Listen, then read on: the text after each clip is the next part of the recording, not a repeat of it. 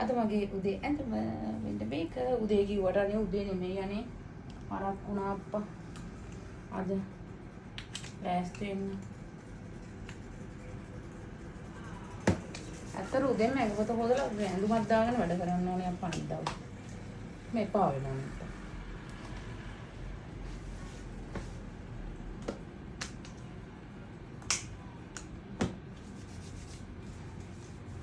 ඔය මට නම් ගඳ ගගහ ඉන්න බෑනේ සමහරක් අය නම් ගඳ ගගහ ඉන්නවා.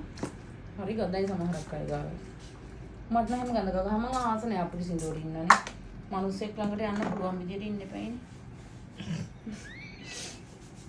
ඇත්තටම නෙමෙයි. අපි එක දවසක් ගියා ෆිටෝන් රූම් එකක් ඇතුළට මේ ළඟදී. මතකද? මතකද? අම්මේ මට කලන්තේ හන්න හිතුණා.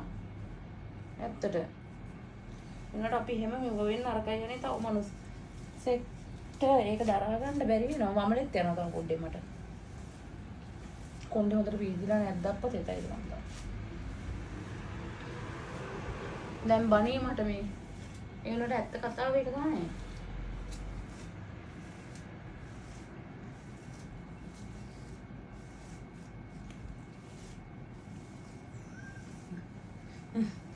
ඇත්තට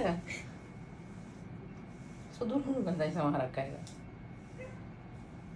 දැන් කිය යම්මෝම කියන්න එපා කියලා එන්නේ ඇත්තට ගඳ ඉවසන්න බෑනේ අනේ ඉතින්. මට නම් බෑ ඔයගොල්ලන්ට පුළුවන් වුණා.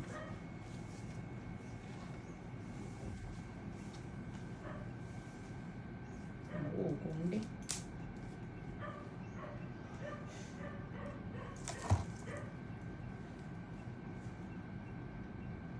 හරි ෂෝක්. කොණ්ඩේ.